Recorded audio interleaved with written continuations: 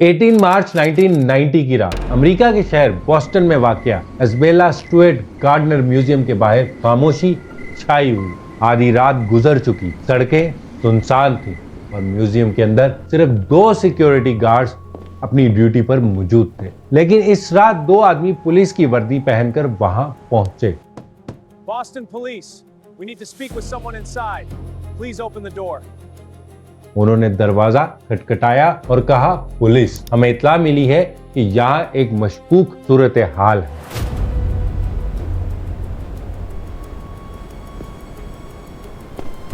Guards ने दरवाजा खोल दिया और बस यही वो लम्हा था जब तारीख की सबसे बड़ी आर्ट चोरी शुरू हुई। सिर्फ 81 मिनट में 13 नायाब पेंटिंग्स और आर्ट के शाहकार गायब हो गए।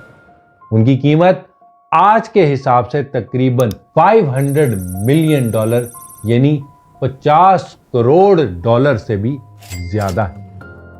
लेकिन सबसे हैरानकुन बात यह है कि आज 35 इयर्स गुजरने के बावजूद किसी को नहीं मालूम कि ये चोरी किसने की। दुनिया में बैंक्स, डकैतियां, ज्वेलरी चोरियां और खजाने लूटने के वाकयात बहुत हुए, लेकिन आर्ट हाइस्ट यानी आर्ट की चोरियां एक बिल्कुल मुख्तलिफ दुनिया है। क्योंकि आर्ट सिर्फ पैसे की चीज नहीं होता, ये तारीख, सकाफत और इंसानी तहलीक की अलामत होता है। और जब ऐसी चीजें चोरी हो जाएं तो सिर्फ पैसे नहीं बल्कि इंसानी तारीख का एक हिस्सा गायब होता है। 1990 में होने वाली Isabella Stuart gardener museum heist को आज भी the greatest art heist in history कहा जाता है। बोस्टन में वाक़या ये म्यूजियम एक अमीर art collector Isabella Stuart gardener ने 1903 में कायम किया था। वो दुनिया भर से कीमती पेंटिंग्स, मुजस्मे और तारीखी नवादरात जमा करती थी। उन्होंने अपनी वसीयत में लिखा था कि म्यूजियम की तरतीब और आर्ट को कभी तब्दील नहीं किया जाएगा, इसलिए आज भी म्यूजियम बिल्कुल वैसा ही है जैसा वो छोड़कर गई थी। यहाँ दुनिया के अजीम फनकारों के शाहकार मौजूद थे, जैसे रेम्ब्रेंट, योहानस विमियर, एडगस डेगस, एडवर्ड मैने। ये पेंटिंग्स सिर्फ कीमती नहीं थी बल्कि तारीखी तौर पर भी बेहद अहम थी।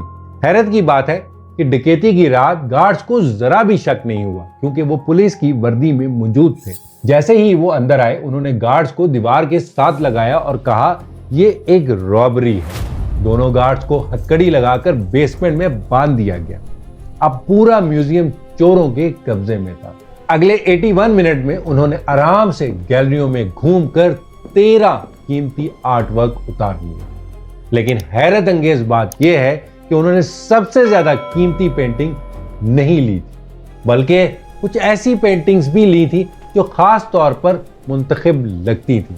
चोरों ने जिन शाहकार को चुराया उनमें शामिल थी the storm on the sea of Galilee Rembrandt. ये रेम्ब्रेंट की वाहिद समुद्री पेंटिंग थी और आज इसकी कीमत तकरीबन $100 मिलियन से ज्यादा समझी जाती है। उसके अलावा दूसरी मशहूर पेंटिंग द कॉन्सर्ट थी, जो जोहानस की पेंटिंग थी। ये दुनिया की सबसे ज्यादा कीमती गुमशुदा पेंटिंग्स में एक है। इसकी कीमत तकरीबन $200 मिलियन तक बताई जाती है। और तीसरी पेंटिंग थी lady and gentleman in black Rembrandt. इसके अलावा कई स्केचेस पेंटिंग्स भी मौजूद थी जो कि एडगर डीगस की थी, और ये सब चोरी हो गए। कुल मिलाकर तकरीबन 13 आर्ट वर्क्स गायब हुए थे। इस चोरी के बारे में कुछ अजीब बातें आज भी लोगों को हैरान करती हैं। पहली बात, चोरों ने पेंटिंग्स को फ्रेम से काट कर निकाला, जो कि आमतौर पर प्रोफेशनल आर्ट चोर नहीं करते।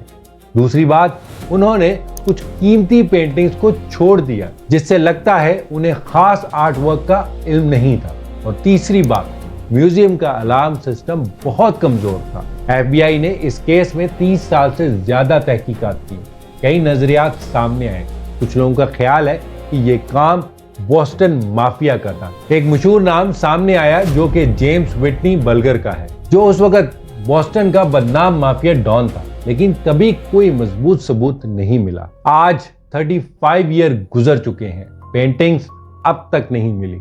म्यूजियम ने ऐलान किया कि जो भी शख्स इन पेंटिंग की वापसी में मदद करेगा उसे $10 मिलियन इनाम दिया जाएगा। लेकिन हैरत की बात यह है कि अभी तक ना पेंटिंग्स मिली और ना ही असल चोर। आज भी बोस्टन के उस म्यूजियम में वो खाली फ्रेम दीवारों पर लटके हुए हैं और याद दिलाते हैं कि किसी वक्त यहाँ दुनिया के अजीम शाहकार मौजूद थे और शायद दुनिया की सबसे बड़ी आर्ट चोरी का राज आज भी कहीं छुपा हुआ है।